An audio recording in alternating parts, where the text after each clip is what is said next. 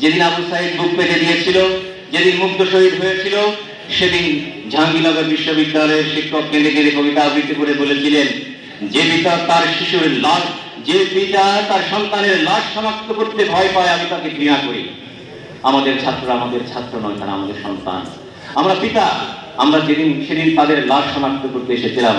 Doctor Asif Mahtab এসেছিল, doctor Saima Ferdous Dhaka বিশ্ববিদ্যালয়ে, সেদিন হিজাব পরা এই নারী অধ্যাপিকা হাজারো বুলেটকে উপেক্ষা করে, রক্তচক্ষুকে উপেক্ষা করে তিনি মাঠে এসেছিলেন এবং বলেছেন, আমাদের মুখ বন্ধ করবেন, একজনের মুখ বন্ধ করবেন 10 জন কথা বলবো, 10 জনের মুখ বন্ধ করবেন 20 জন কথা বলবে।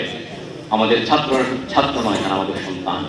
আমরা তাদেরকে গুলি করে মারছেন, আমরা তা হতে দেব না। সেদিন আমরা তোমাদের পাশে দাঁড়িয়েছিলাম। তোমরা যে জালিমের জিন্দান ভেঙেছ, 16 বছর ধরে নির্যাতন, নিপীড়ন, দুর্নীতি থেকে শুরু করে, লুটপাট থেকে শুরু করে, যখন একটা ভয়ঙ্কর পরিস্থিতি তৈরি হয়েছিল এই দেশে, সেই বন্দি দশা থেকে আমাদেরকে তোমরা মুক্ত করেছো। তোমাদেরকে স্মরণ করে অর্ঘ্য দেওয়ার মতো কোনো ভাষা আমাদের নেই। তোমাদের ইতিহাস লেখা হয়ে গেছে, তোমাদের ইতিহাস লেখা হয়ে গেছে, যে ইতিহাস কখনো কেউ মুছে দিতে পারবে না। এবং আমরা শিক্ষকরা যারা কলম নিয়ে আছি, আমরা লিখে যাব অবিরত, আমরা তোমাদের জন্য লিখে যাব। কিন্তু বন্ধুগণ, প্রিয় ছাত্রগণ, প্রিয় ছাত্র ভাইরা, বিপ্লব পৃথিবীতে যে বিপ্লবের অভিজ্ঞতা, আমরা বিপ্লব পড়াই, আমেরিকান রেভলিউশন আমরা পড়াই, ফ্রেঞ্চ রেভলিউশন আমরা পড়াই, সব বিপ্লবের মূল মন্ত্র যেটা ছিল, তোমাদের সেই একই মূল মন্ত্র ছিল, সেটা হচ্ছে বৈষম্য বিরোধিতা। আমেরিকান রেভলিউশনে থমাস জেফারসন ডিক্লেয়ার করেছেন, we hold this truth to be self-evident that all men are created equal and endowed with some certain unalienable rights, among which liberty, fraternity and the pursuit of happiness. সেই declaration of independence বলতিয়া রুসুর কলম থেকে বের হয়েছিল, liberty, fraternity, equality.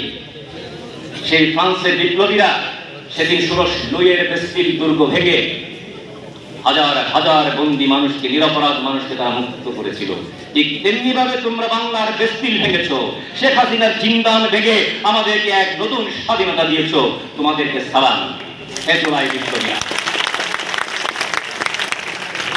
কিন্তু বিপ্লবের সবচেয়ে বড় বিপদ, বিপ্লব যখন শুরু হয়ে যায়, সফল হয়ে যায়, কর্মচূড়া আম হয়ে, সেই বিপ্লবের শত্রুরা আমাদের ভিতরে প্রবেশ করে। তারা একটা প্রতি বিপ্লবের প্রতীক্ষায় মুখ পেতে থাকে। আমাদের ভিতরে অনেকে আছে, সুতরাং সজাগ থাকতে হবে তাদের ব্যাপারে। তারা যে কোনো সময় মুখ পেতে থেকে একটা প্রতি বিপ্লব ঘটিয়ে আমাদের বিপ্লবকে বিফল করে দিতে চায়।